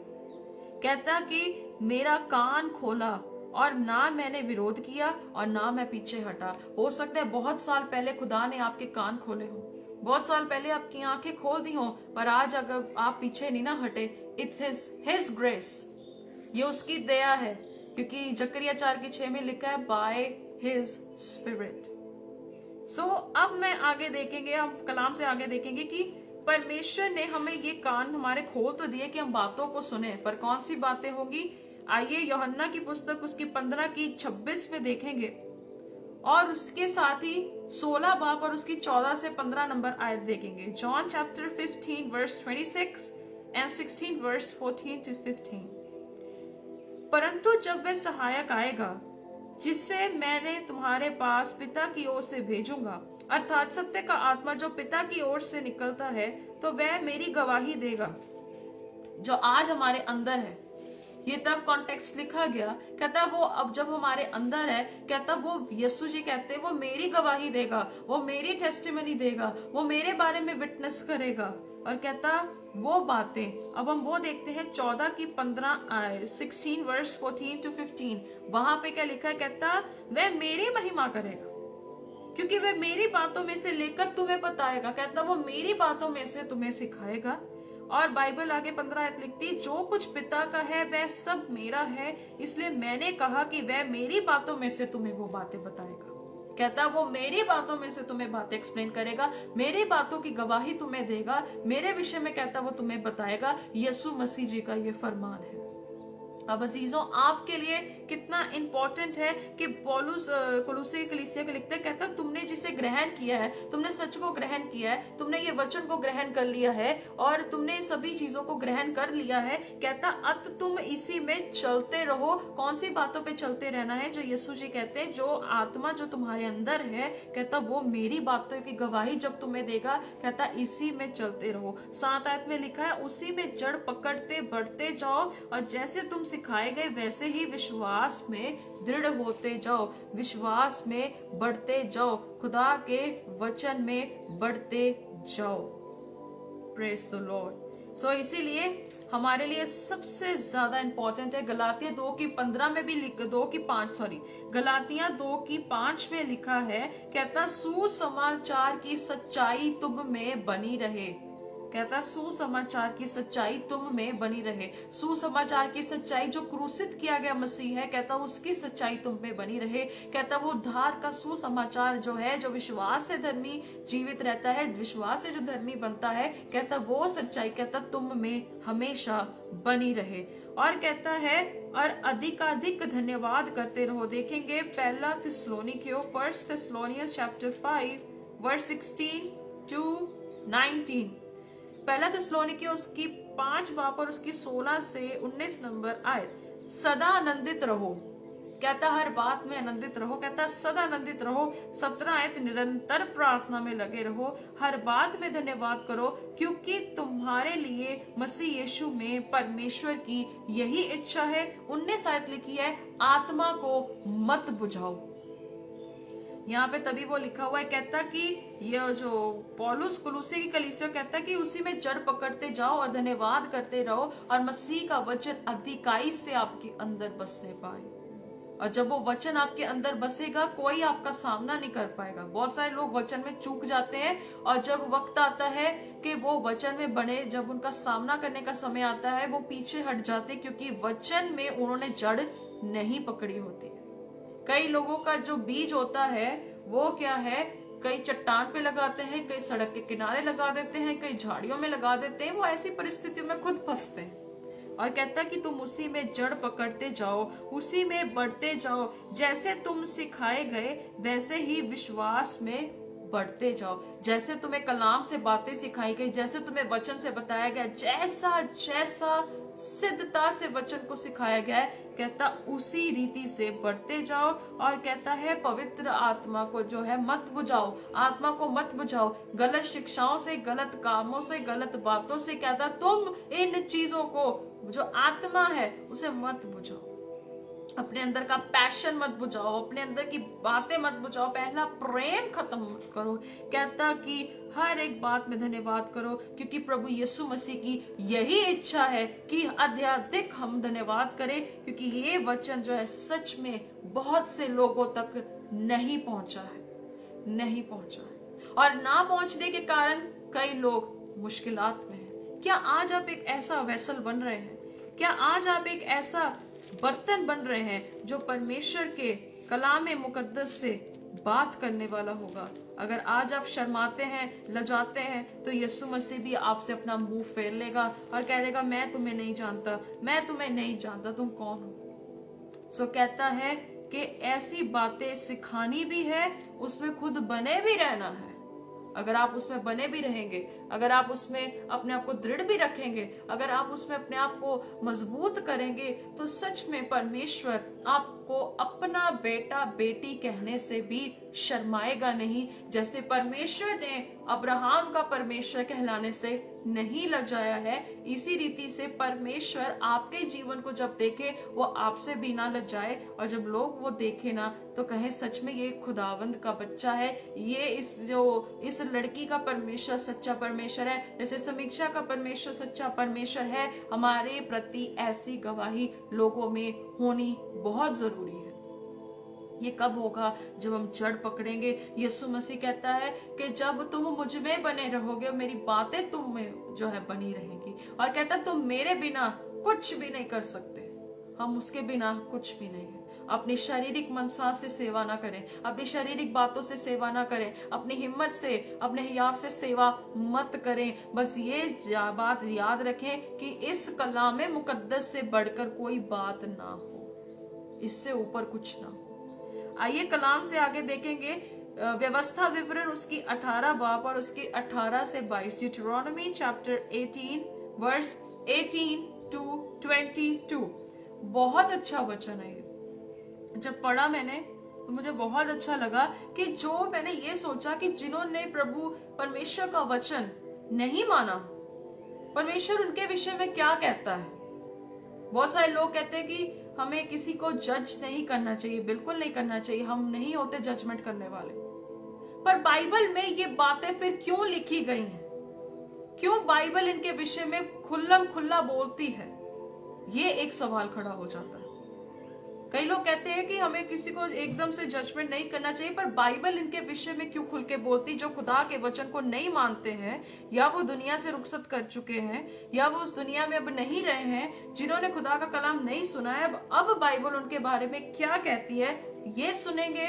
और जो बाइबल की बातों को टेढ़ा मेढ़ा करके प्रेजेंट करते हैं उनकी बातें भी सुनेंगे। देखेंगे व्यवस्था विवरण 18 की 18 से 22 नंबर आयत। इसीलिए मैं उनके लिए उनके भाइयों के बीच में से तेरे समान एक नबी को उत्पन्न करूंगा और अपना वचन उसके मुंह में डालूंगा, और जिस जिस बात की मैं उसे आज्ञा दूंगा वही वह उनको कह सुनाएगा। यहाँ पे लिखा है कि परमेश्वर कहता है, यीशु मसीह के हौका दे रहा है कि यीशु मसीह खुद आएंगे, यीशु मसीह खुद जीवन का वचन देंगे, वो मन फिराव का जो है बात बोलेंगे, और वो जो है विधियों के लेख को तोड़ेंगे, और वो खुद आएंगे और मानव जाति का मिलन जो है परमेश्वर से कराएंगे।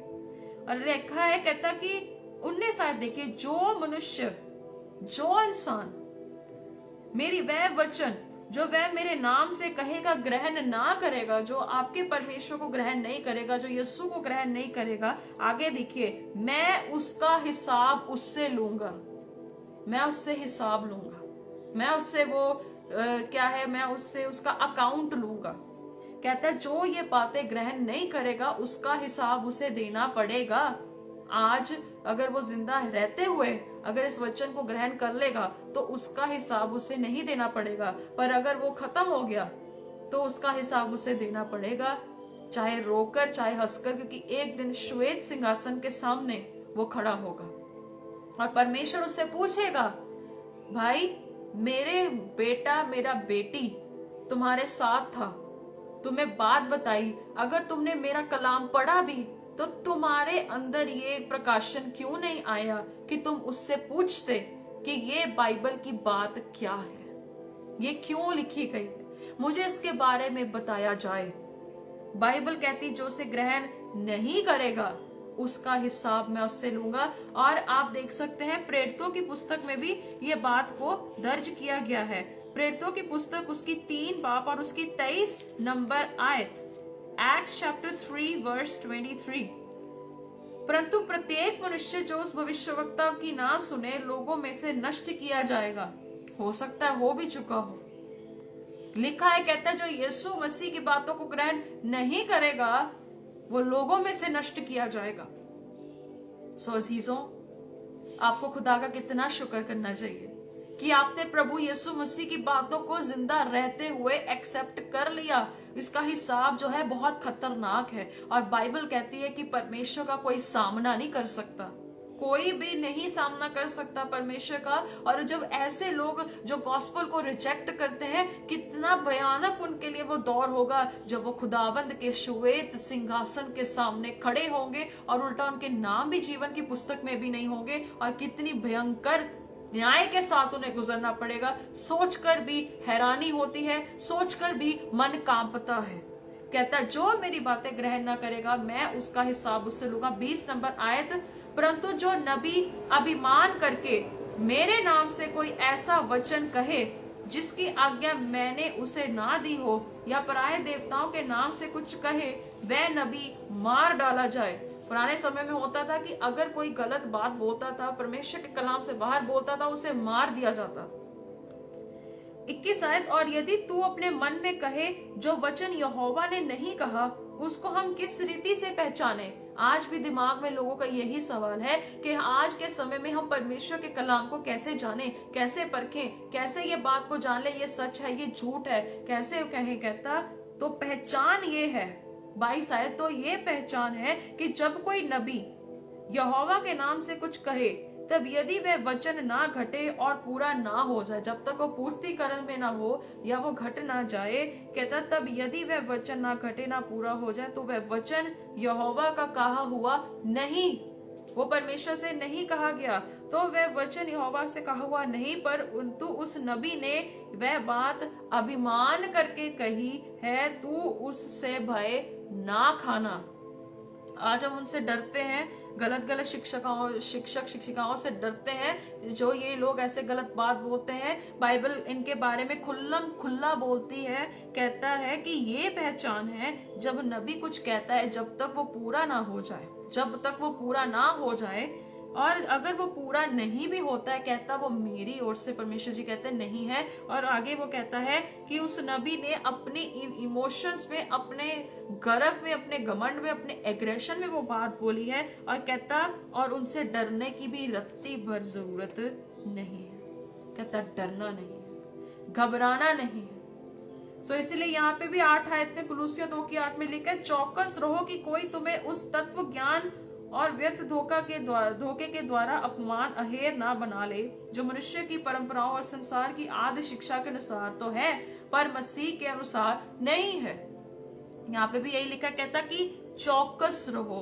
चौकस रहो, जागृत रहो, प्रार्थना करते रहो कि तुम परीक्षा में ना पढ़ो, कि इम्तिहान में ना पढ़ो। यहाँ पे लिखा है, कहता चौकस रहो, कहता कोई तुम्हें धोखे में ये ना ले आए। और 9 आयत में लिखा, क्योंकि उसमें ईश्वरत्व की सारी परिपूर्णता संदेह वास करती है और तुम उसी में भरपूर हो गए हो जो सारी प्रधानता और अधिकार का शिरोमणि है। 8 आयत पूरी वार्निंग दे रहा है पौलुस, बहुत ज्यादा वार्निंग दे रहा है। कहता बच के रहो ऐसे लोगों से। और बाइबल में व्यवस्था विवरण 18 की 22 में भी लिखा, कहता पहचान ये है कि जब कोई नबी यहोवा के नाम से कुछ भी कहता है तो वह वचन जब तक ना पूरा हो जाए या वचन कहा हुआ ना हो जाए तब तक, कहता उस बंदे को परखो, चेक इट आउट। जब बाइबल कहती है तो आजकल के अंधे लोग ये बात समझ क्यों नहीं पाते हैं कि हमें बाइबल जब अलाउ करती है कि आप चेक करो, ये पहचान है, बाइबल आपको देती है, आप प्लीज अपनी आत्मिक आंखों से इसे देखना और इसे सुनना शुरू करें। पर दूसरा पत्रस भरा पड़ा है, ये सारी बातों से भरा पड़ा है। झूठे शिक्षक वहां पे लिखा हुआ है, कितना कुछ लिखा हुआ। तब भी हम कहते हैं कि हाँ प्रभु के अभिषिक्तों के बारे में कुछ नहीं कह सकते। पहला यूहन्ना 4 की क्यों लिखा, कहता आत्माओं को परखो। और क्यों परमेश्वर ने पहला कुरिन्थियों 12 का आखिरी वरदान दिया है, आत्माओं की परख क्यों दिया है? सवाल ये खड़ा हो जाता है, क्यों परमेश्वर ने फिर ये अलाउ किया है कि परखो। क्योंकि यीशु मसीह ने भी यूहन्ना 2 में जब वो चेले बात करते थे, जब आप पूरी गॉस्पेल बुक्स में देख सकते, जब कभी भी किसी ने चुगली की, कभी किसी ने कुड़कुड़ किया, कभी किसी ने कोई बात इकट्ठे होकर बोली, तब बाइबल कहती है कि यीशु मसीह ने अपने मन में जान लिया, उन्होंने परख लिया कि बंदा क्या कह रहा है। Praise the Lord. जब आपका स्वामी इतना पक्का है ना परखने में, तो उसके लोग आज अफसोस, पक्के नहीं कच्चे हैं परखने में, कच्चे हैं। वाह। सो इसीलिए अजीजों आप सबको मैं कह रही हूँ, आपका स्वामी बहुत पक्का है परखने में। बंदे को ऐसे परखता हो, उसके लिए बहुत आसान है, क्योंकि उसे पता है कि कौन कितने पानी में है। उसे पता है, क्योंकि बाइबल कहती है मनुष्य का मन उसके वश में रहता है, पर बोलना यहोवा से होता है। अब बताइए, सोच यहोवा की ओर से। और जब आप देखते हैं 2 कुरिन्थियों 10 की 5, हर वो कल्पना, हर वो ऊंची बात जो परमेश्वर की पहचान के विरोध पे पौलुस कहता है, उसका खंडन करो और उसको मसीह यीशु की कैद में कर दो। क्यों उसको कैद में कर दो? क्यों उसे कैद में रखना है? क्योंकि परमेश्वर परफेक्ट है आपको सिद्ध करने में। क्योंकि बाइबल कहती है, और रोमियो 1:16 में लिखा है कि परमेश्वर की सामर्थ है जब हम गॉस्पेल को जो है एक्सेप्ट करते हैं, सुसमाचार पे विश्वास करते हैं, और परमेश्वर की सामर्थ के द्वारा ये होता है। Praise the Lord. सो इसीलिए आप देखेंगे 9-10 आयत में लिखा, क्योंकि उसमें ईश्वरत्व है, उसमें सारी परिपूर्णता है, तुम उसी में भरपूर हो गए हो, सारी प्रधानता अधिकार का शिरोमणि है। उसी में तुम्हारा ऐसा खतना हुआ जो हाथ से नहीं होता, मसीह का खतना जिससे शारीरिक देह उतार दी जाती है। सर्कमसिशन आत्मिक तौर से, कहता तुम्हारा खतना हाथ से नहीं, मसीह का खतना। और आप देख सकते हैं इससे पहले कि 9-10 आयत का हम देखेंगे, एफिसियंस चैप्टर 1 वर्स 21-23। यहाँ लिखा है, सब प्रकार की प्रधानता, अधिकार, सामर्थ प्रभुता के और हर एक नाम के ऊपर जो ना केवल इस लोक में पर आने वाले लोक में भी लिया जाएगा, बिठाया। कहता कि प्रभु यीशु मसीह को हर एक प्रधानता, इख्तियार, बादशाहत में, हर एक हुकूमत के ऊपर उसे रखा गया। 22 आयत, सब कुछ उसके पांव तले कर दिया और उसे सब वस्तुओं पर शिरोमणि ठहरा दिया और कलीसिया को दे दिया, कलीसिया को सौंपा गया। प्रभु यीशु मसीह के चरणों के नीचे नरक, पृथ्वी, everything is in under his feet. So why you fear? Bible कहती है कि तुम उसे जो अभिमान के साथ बातें बोलते हैं, जो यहोवा के नाम से वचन बोलते हैं, कहता तुम उनसे डरना मत, उनसे डरना मत। कहता सब बातों में शिरोमणि बना दे। क्या? ये उसकी देह है, ये उसकी देह, हम उसकी देह हैं, हम उसके अंग हैं, और उसी की परिपूर्णता है जो सब में सब कुछ पूर्ण करती है। यीशु मसीह की जब हम देह हैं, वही परिपूर्ण करता है, और वो सब कुछ कंप्लीशन में एंड परफेक्शन में होता है। हालेलुया। सो 12 से 15 नंबर आयत देखेंगे। और उसी के साथ बपतिस्मा में गाड़े गए, उसी में परमेश्वर की सामर्थ पर विश्वास करके जिसने उसको मरे हुओं में से जिलाया, उनके साथ जो है उसके साथ जी भी उठे। रोमियो 6:4 में लिखा है कि जब हम उसके साथ उसकी मौत का बपतिस्मा ले चुके हैं, अगर हम गाड़े भी गए हैं तो हम जिंदा भी किए गए हैं, हम जिलाए गए हैं। और रोमियो की पुस्तक उसकी 8:11 में लिखा, जिसने आत्मा ने यीशु मसीह को मुर्दों से जिलाया, आपको भी जिलाएगा। आपको जिलाया हुआ है, उसने अपने जो है आपके पाप से, गंदगी से उभार कर रेजरेक्टेड पावर के साथ वो आपको लीड करता है। कहता आप जो है उसके साथ जिलाए गए हैं। और यहाँ पर भी जो है आगे देखेंगे, उसने तुम्हें भी जो अपने अपराधों और अपने शरीर के खतनारह दशा में मुर्दा थे उसके साथ जिलाया और हमारे सब अपराधों को क्षमा किया। अब देखेंगे यहाँ पे पहला यूहन्ना उसकी 2 बाप और उसकी 2 से 6 नंबर आए। क्योंकि हम बाइबल कहती है कि प्रभु यीशु मसीह के साथ हम जिलाए गए हैं। इसका मतलब है कि यीशु मसीह के साथ अगर जिलाए गए हैं, इफिसियों 1:3-4 के अनुसार, हम उसके साथ स्वर्गीय स्थानों में भी बिठाए गए। अगर हम मसीह के साथ जिलाए गए हैं तो हमें लेपालक पुत्र पुत्री होने का अधिकार मिला है। अगर यीशु मसीह के साथ जिलाए गए हैं तो हम अनंत काल की मिरास के सहभागी हैं। So understand the things. किसी व्यक्ति को अपॉइंट मत करें कि वो आपको अपनी अपॉइंटमेंट बताए कि आप क्यों हैं, पर परमेश्वर का कलाम आपको पॉइंट करता है कि you have been seated in the heavenly places with the father. परमेश्वर के साथ आप स्वर्गीय स्थानों पे बैठाए गए हैं। और अगर आगे देखते हैं, कहता है कि आपके पापों का प्रायश्चित भी बाइबल में बहुत अच्छे से लिखा है। 1 जॉन चैप्टर 2 वर्स 2-6, पहला यूहन्ना 2:2 से 6। और वही हमारे पापों का प्रायश्चित है, वही हमारे गुनाहों का प्रायश्चित है। और कहता, और केवल हमारे ही नहीं वरन सारे जगत के पापों का भी। यदि हम उसकी आज्ञाओं को मानेंगे तो इससे हम जान लेंगे कि हम उसे जान गए। हम कैसे परमेश्वर को जानते? जब हमने उसकी आज्ञाओं को सुना, आज्ञाओं को माना। कहता हम इसी से जाने जाएंगे, इसी से हमारी पहचान होगी। जो कोई ये कहता है मैं उसे जान गया हूँ और उसकी आज्ञाओं को नहीं मानता, वह झूठा है और उसमें सत्य नहीं। पर जो कोई उसके वचन पर चले, उसमें सचमुच परमेश्वर का प्रेम सिद्ध हुआ है। इसी से हम जानते हैं कि हम उसमें हैं।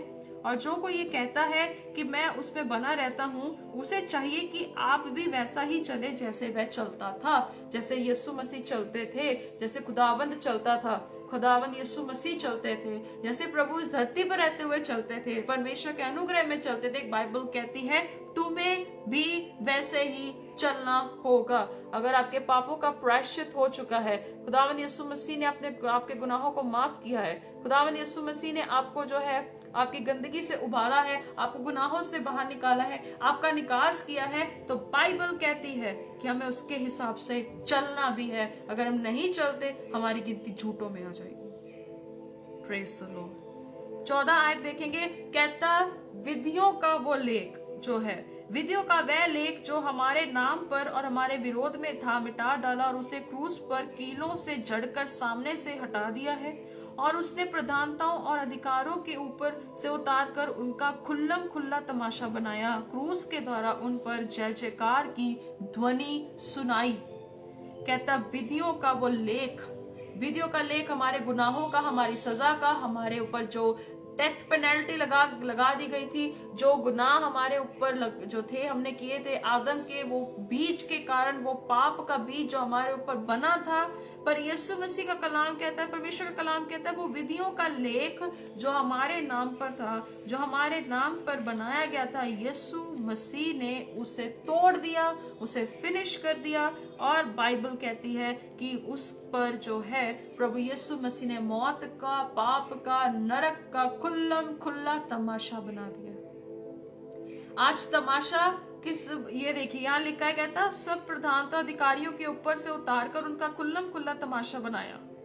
लूसीफर का तमाशा बनाया, खुल्लम खुल्ला तमाशा बनाया, खुल्लम खुल्ला उसको हारा हुआ घोषित कर दिया, खुल्लम खुल्ला उसको लूजर कह दिया, खुल्लम खुल्ला उसने कह दिया कि मैं विजयी परमेश्वर हूँ। खुल्लम खुल्ला उसने लोगों को जो अधोलोक में जाकर उनको बचाया, खुल्लम खुल्ला हुआ।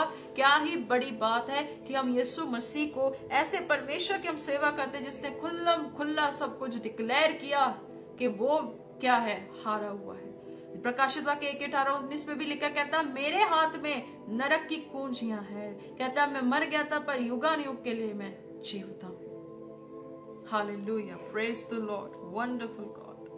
आप देख सकते हैं बहुत सी किताबों में भी इसका जिक्र है, बहुत सी किताबों में भी ये पाया जाता है, बहुत सी किताबों में भी खुदावंद यीशु मसीह जो है वहां पर एक बहुत अच्छा चैप्टर है, वहां पर भी इस बात को आई थिंक मैं वो जब चैप्टर मेरे सामने आएगा तो मैं, हाँ, होशे की पुस्तक में भी लिखा हुआ है, होशे की पुस्तक उसकी 13-14 में भी लिखा है, मैं उसको अधोलोक के वश से छुड़ा लूंगा और मृत्यु से उसको छुटकारा दूंगा। हे मृत्यु तेरे मरने की शक्ति कहाँ रही, हे अधोलोक तेरे नष्ट करने की शक्ति कहाँ रही, मैं फिर कभी ना पछताऊंगा। ये वही खुदा है जो कह रहा है, मौत को ललकारा, तेरे मारने की शक्ति कहाँ रही, हे नरक तेरे नष्ट करने की शक्ति कहाँ रही। जब खुदावंद ने आपको उस जगह से छुड़ा लिया है ना, तो कोई कुछ भी क्यों ना कर ले आपको नहीं डाल सकता, जब तक आप खुद अपने गलतियों के कारण उस जगह पे ना चले जाए।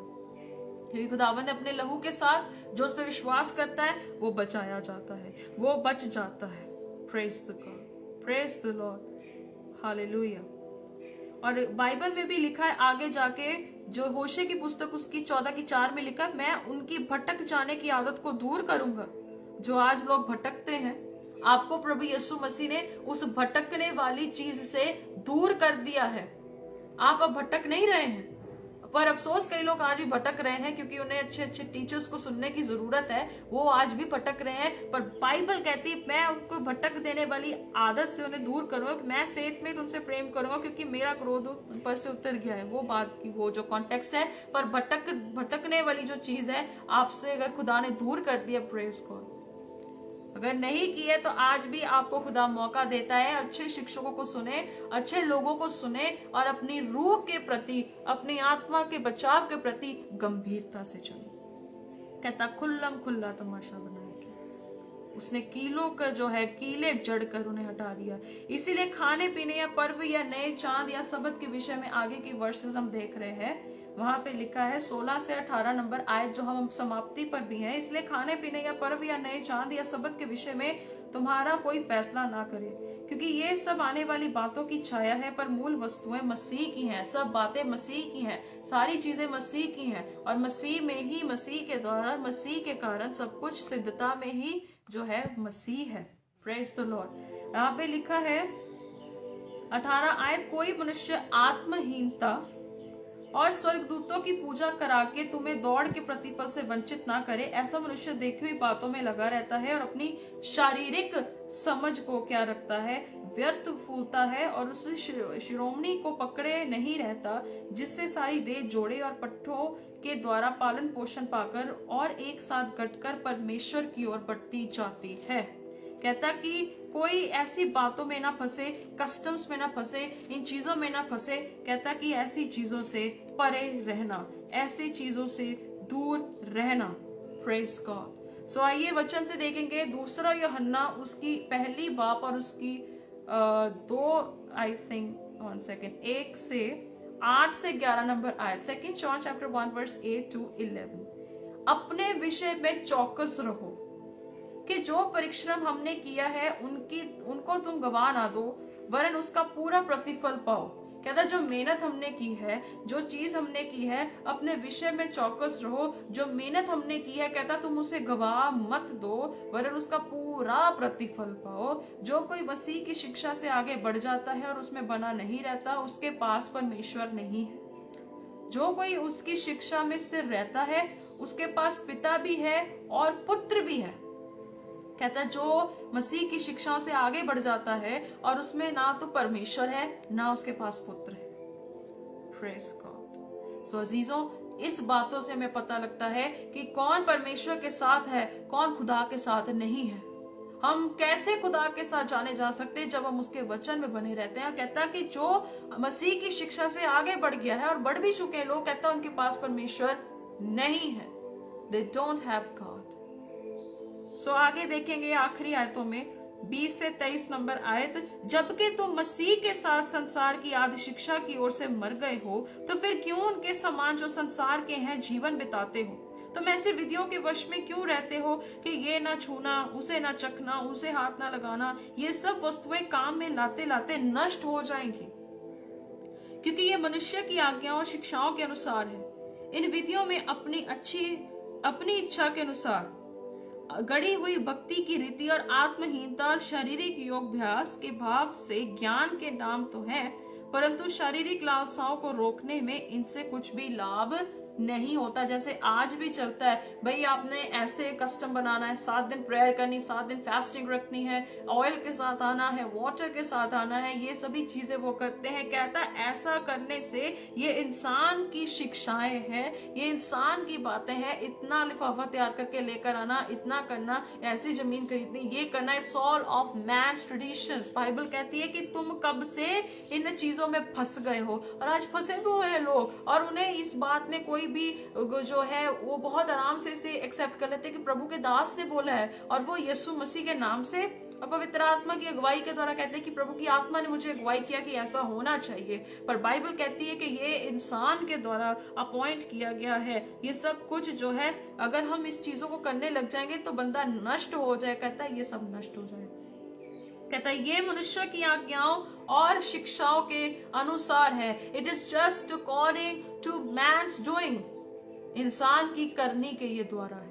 सो अजीजों, जब कोई भी चर्चेस, कोई भी लोग ऐसी गतिविधियों को करता है तो इसका मतलब है वो अपनी शिक्षाओं के अनुसार है, ना कि परमेश्वर के कलाम के अनुसार है। कोई भी चर्च क्यों ना हो, कोई भी बड़ी बड़ी मेगा चर्चेस भी हो, सबको यही है कि बस हमें सिर्फ और सिर्फ अपनी गतिविधियों को प्रमोट करना है। पर कोई भी चर्च, कोई भी क्यों ना हो, हम पहले मसीह की कलीसिया हैं, हम चर्च हैं। अगर हम एक डिसिप्लिन में आ जाएंगे, हम खुदावंद यीशु के साथ चलने लगेंगे, हर एक मैनेजमेंट, हर एक चीज उस कलाम मुकद्दसे के अनुसार स्थिर रहेगी।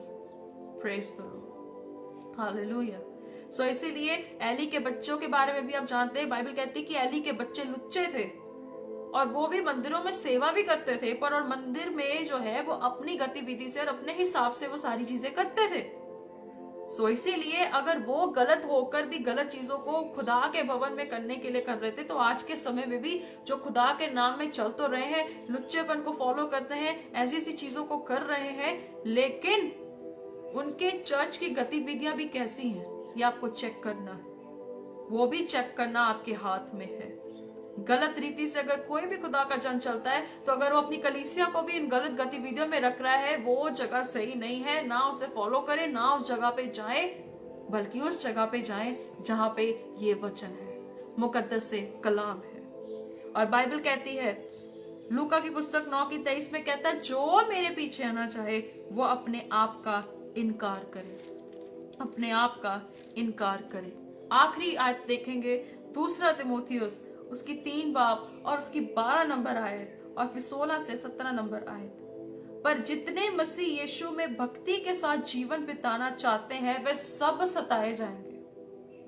जो प्रभु यीशु मसीह के साथ चलना चाहता है, खुदा बाप के साथ चलना चाहता है, खुदावंद के साथ चलना चाहता है, वो सब सताए जाएंगे, सबको परसिक्यूट किया जाएगा, सबको गलत बोला जाएगा, सबको नकारा जाएगा, सबको डिस्कार्ड किया जाएगा, चर्चेस से निकाल दिया जाएगा, बंदगियों से निकाल दिया जाएगा, तमाम वो चीजें की जाएंगी। कहते हैं वो सब सताए जाएंगे। पर आगे देखेंगे 16 से 17 नंबर आयत, संपूर्ण पवित्र शास्त्र परमेश्वर की प्रेरणा से रचा गया है और उपदेश और समझाने और सुधारने और धार्मिकता की शिक्षा के लिए लाभदायक है। क्या लिखा है? उपदेश देने के लिए, समझाने के लिए, सुधारने के लिए, धार्मिकता की शिक्षा के लिए लाभदायक है। जो हमने स्टार्टिंग में भी पढ़ा था, जानना और समझना, सुधारना और उस चीज में बढ़ते जाना, जो पहला तिमोथियुस उसकी 2 की जो हमने 3-4 में भी देखा था, आई थिंक सो, ये सेम है कि संपूर्ण पवित्र शास्त्र। आगे 17 आयत में लिखा, ताकि परमेश्वर का जन सिद्ध बने और हर एक भले काम के लिए तत्पर हो जाए। परमेश्वर का जन सिद्ध हो जाए, क्योंकि परमेश्वर का कलाम आपको सिद्ध करता है। और प्रभु यीशु मसीह ने भी कहा है, कहता कि जब तुम इस कलाम में बने रहोगे तो तुम फल लेकर आओ। सो जीजो, आज का कुलूसियों का अध्याय बहुतों तक लेकर जाए, बहुत खूबसूरत अध्याय था। प्रभु का धन्यवाद हो। और इसीलिए क्रूस उठाकर संसार को छोड़कर मसीह के साथ चलें, क्योंकि ये ऐसा सफर है जहां पे बहुत से लोग अपने जवानी में खत्म हो रहे हैं, बहुत से लोग अपने समय से पहले रुखसत कर रहे हैं, बहुत से लोग अपने जीवन को हल्के में लेके चल रहे हैं। पर बाइबल कहती है मेरे पीछे हो लो। परमेश्वर कहता है मेरे पीछे चलो और आप मनुष्य के पकड़ने वाले बनेंगे। आइए दुआ करेंगे। सर्वशक्तिमान परमेश्वर पिता, धन्यवाद और शुक्र करते प्रभु जी आज सुंदर समय के लिए जो आपने हमें दिया। प्रभु यीशु मसीह धन्यवाद देते कि खुदावंद खूबसूरत अध्ययन के साथ आपने एंड अप किया कि हमें आपके पीछे चलना है। प्रभु जी हमें सताव आएगा, मुश्किलात आएगी परमेश्वर, लेकिन आप हमारे साथ हैं, आप हमारी ओर हैं। धन्यवाद देते खुदावंद हर एक चीज पर आपका कब्जा नियंत्रण रहा। प्रभु यीशु मसीह के नाम से आपके पाक लहू में और आपके वचन के वसीले से हम विजय को लेते हैं। प्रभु हमारी हर एक कमी घटी को दूर कर परमेश्वर। प्रभु जी प्रार्थना करते कि पिता परमेश्वर जैसे जैसे हम अपने उम्र में बढ़ते हैं खुदावंद, जैसे जैसे हमारे दिन आगे बढ़ते हैं प्रभु, ये हमारी प्रार्थना है खुदावंद कि आपके नाम से परमेश्वर हमें सिद्ध बनाइए, क्योंकि आप एक सिद्ध परमेश्वर हैं खुदावंद। अगर कोई भी भाई बहन किसी पाप में फंसा है तो प्रभु यीशु के नाम से वो आज निकले खुदावंद। प्रभु आप उनकी सहायता बने परमेश्वर। प्रभु जी स्वर्गीय भंडार से खुदावंद मसीह यीशु की महिमा में प्रभु हर एक तरह की कमी घटी को दूर करे परमेश्वर, उन्हें प्रभु हर जरूरत उनकी मुहैया करे परमेश्वर। प्रभु यीशु मसीह के नाम से खुदावंद प्रभु आपके राज्य और धार्मिकता की खोज करने के लिए स्वर्गीय पिता सबकी सहायता कर खुदावंद, क्योंकि आप एक सत्य परमेश्वर हैं, आप एक अबदी हयात हैं, आप नजात दहिंदा खुदा हैं जिसे पाने के लिए लोग प्रभु जी बहुत मेहनत तपस्या करते हैं खुदावंदा परमेश्वर, लेकिन आपने हमें सेंत में तो प्रभु जी अपने आप को हम पर जाहिर किया और हमें भटक देने वाली आदत से दूर किया। प्रभु हम तहे दिल से शुक्रिया अदा करते खुदावंद, दिल से शुक्रगुजार है इस बात के लिए कि आपने हमारी भटकने वाली आदत को दूर कर कर अपनी महिमा में हमें लेकर आया परमेश्वर।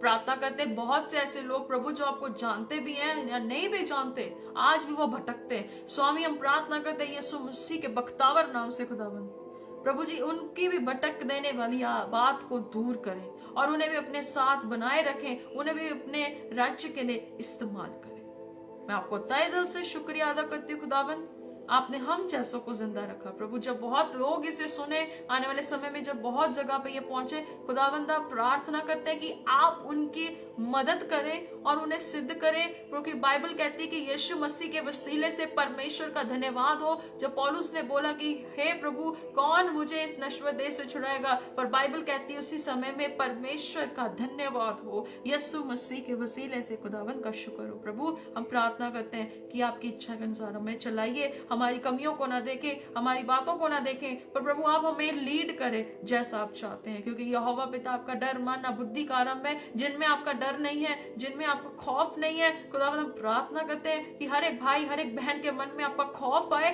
ताकि वो खुदावंद से डरे और खुदा के साथ अच्छे से चले, और प्रभु ये आपके द्वारा हो सकता है। धन्यवाद देते पिता, धन्यवाद देते स्वर्गीय पिता आपकी बातों के लिए कि आप सच्चे परमेश्वर हैं।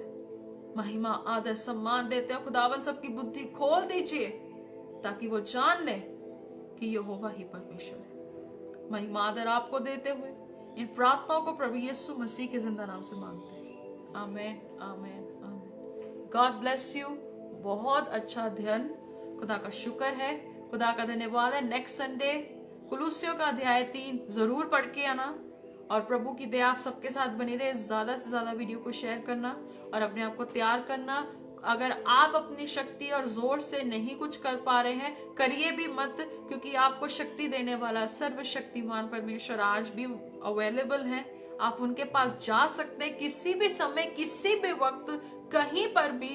इंसान की शिक्षाओं की सीमाओं को तोड़कर परमेश्वर की ताकत पर ईमान रखकर आगे बढ़े। सो इसीलिए किसी भी बात की आप चिंता ना करें, धन्यवाद ही रहे, खुदा के साथ चलें। God bless you.